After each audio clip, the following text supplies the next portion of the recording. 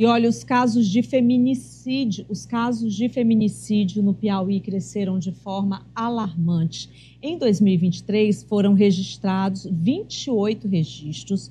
Já em 2024, esse número saltou para 40, ou seja, um aumento quase aí de 43%, segundo a Secretaria de Segurança Pública. No último final de semana, no Piauí, foram registrados 2 chocantes feminicídios em menos de 24 horas. Então, para entender o que está acontecendo por trás aí dessa triste realidade da violência contra a mulher e as ações de combate a esse crime, nós convidamos para participar aqui do programa da tarde a delegada Natália Figueiredo, do Núcleo de Feminicídio do DHPP. Seja bem-vinda ao programa da tarde, delegada. Obrigada. Boa tarde, Carla. Boa tarde a todos que nos assistem.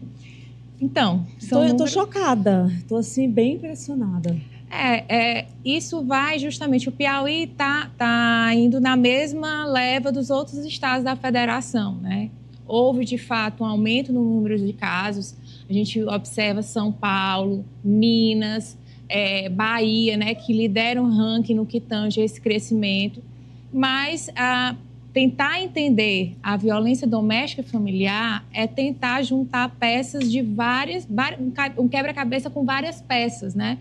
A causa desse aumento do feminicídio, ela é multifatorial, né? Então, não é simplesmente uma análise sobre o aspecto da segurança pública, mas analisar o que não está funcionando. O que não está funcionando. Para esses números terem crescido assim. A gente precisa atuar de forma muito rápida, através de políticas públicas, né? E a rede de enfrentamento à violência contra a mulher, que faz um trabalho assim maravilhoso. Mas a gente sabe, delegada, que infelizmente quando a gente fala de política pública, ainda assim o que vem para a política da mulher é muito pouco. É verdade. Assim, muito embora até mesmo numa perspectiva, seguindo a perspectiva nacional, né, que foi criado o Ministério das Mulheres. Aqui no Piauí nós temos uma Secretaria das Mulheres, né, que foi criada. Sim. É importante a gente analisar a questão dessas políticas públicas, o que está falhando para que haja esse crescimento nos números. O que não está havendo de sintonia entre os entes que fazem parte da rede de proteção às mulheres. Porque o feminicídio, ele é o reflexo das outras formas de violência. O que está falhando na prevenção em relação à violência física, sexual, a moral, a patrimonial?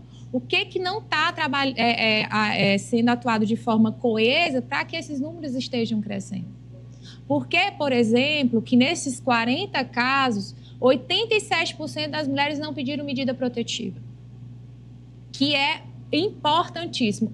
Eu me preocupo muitas vezes vendo alguns discursos de pessoas que não entendem do tema, desvalorizando a medida protetiva. A medida protetiva é uma evolução que veio com a legislação, é uma proteção a mais à mulher, mas ela só tem efetividade se pedida, aconteceu o descumprimento, denuncie.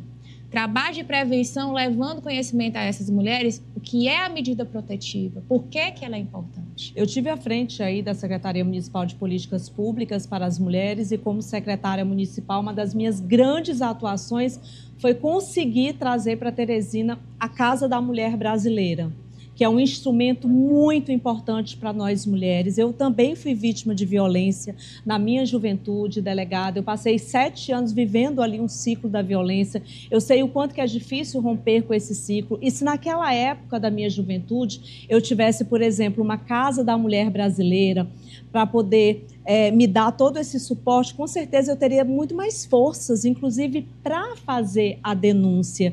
E é exatamente quando eu falo dessas ações que são importantes, quando eu falo de ter toda uma base realmente, quem trabalha ali na política da mulher, poder estar organizado a todos esses núcleos e ver aí onde é que está precisando realmente melhorar ainda mais, é super fundamental. A Casa da Mulher Brasileira, ela chegou em Teresina e a gente vê, inclusive, que os números têm aumentado também a procura de mulheres lá. Exato. Até mesmo com relação, nem digo tanto ao feminicídio, mas aumentar os números de registro de com relação à violência física, moral, sexual. Aí eu chego assim, por que a gente também não analisa esse copo na perspectiva do meio cheio e não no meio vazio?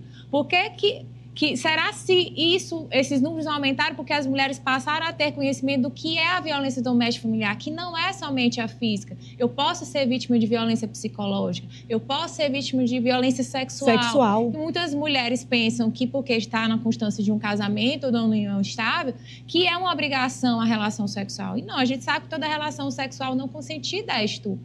Então, houve também esse aumento como consequência do conhecimento que está sendo levado. A Casa da Mulher Brasileira, ela é fantástica. Lá a gente encontra assistência social, psicológica, policial, a questão do Poder Judiciário, Ministério Público dentro da casa, guarda municipal, abrigos, né, em situação... Porque muitas mulheres permanecem no contexto, às vezes, porque não tem para onde ir. Não tem para onde ir. Então, o abrigo é outro fator importantíssimo para estimular essa mulher a denunciar e sair desse ciclo. Inclusive, na época, como secretária, a gente tinha um aumento muito grande da casa-abrigo. E a Casa da Mulher Brasileira, ela chegou para poder aí já dar melhorar aí esse fluxo, né, e dar todo um suporte. Porque quanto mais a gente tiver aí ações para ajudar essas mulheres, melhor vai ser, delegada, sem sombra de dúvidas, né? Então, eu acho que a efetivação das políticas públicas, e aqui eu faço um chamamento aos nossos governantes para que possam olhar mais para nós mulheres, para que possam nos ajudar mais e nos dar mais condições, inclusive, para que a gente possa fazer essa rede, de fato, trabalhar de uma forma melhor. Eu tenho perguntas ali para você. Dudu, você tem uma pergunta para a delegada, né? Exatamente. Inclusive, essa questão toda de feminicídio, eu trabalho diariamente lá trazendo fatos. Só esse ano que eu me recordo, delegada, 3 feminicídios que nós tivemos aqui no estado do Piauí, 2 que chamaram a atenção, que em menos de 24 horas aconteceram nesse domingo. Agora, Suiane, eu estava até comentando com a Suiane aqui a questão do seguinte: como que, delegada, tendo uma prestação de serviço, como que a pessoa consegue essa medida protetiva? A mulher que está sendo vítima da violência, que está nos assistindo agora, pode se dirigir à delegacia mais próxima e lá ela faz o pedido da medida e essa medida geralmente sai rápido, demora? Como que é o procedimento, delegada? Delegada, se essa medida ela tem que partir da violência do companheiro, realmente, ou pode ser qualquer outro tipo de violência? Amigos, colegas de trabalho, desse tipo.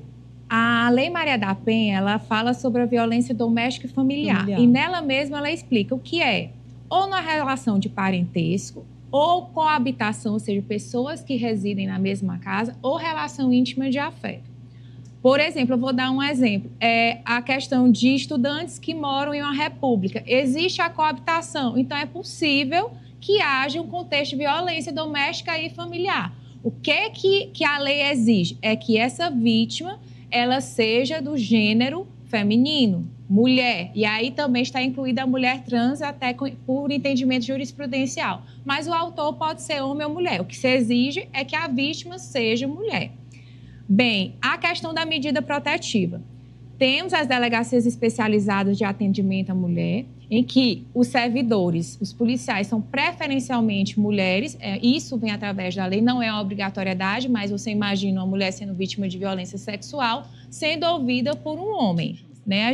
Para a gente conseguir chegar nessa mulher é muito mais difícil. Então, é possível pedir a medida protetiva através das delegacias das mulheres. Nos municípios em que não existe esse atendimento especializado, a própria delegacia responsável pela circunscrição pode ser utilizada como uma via. E, recentemente, né, veio o aplicativo Júlia do TJ, que é possível, através do aplicativo, se pedir a medida protetiva. A lei, ela estabelece que a medida tem que ser encaminhada em até 24 horas e a decisão sair em 48 horas. Na minha experiência como delegada, as decisões estão saindo de forma célere. Mas, repito, saiu a medida protetiva, você está sendo protegida, faça uso desse seu direito. Casos de tentativa de feminicídio ou feminicídio consumado que chegaram na nossa unidade, a vítima até, em alguns casos, pediu medida protetiva. Mas conversando, no caso do feminicídio consumado, conversando com parentes ou do feminicídio tentado com a própria vítima, a gente tem relatos que estavam vendo descumprimentos anteriores o autor estava entrando em contato. Então, não adianta você ter uma proteção se você não faz uso. Outra coisa importantíssima, saiu a medida protetiva, realmente é muito importante o monitoramento.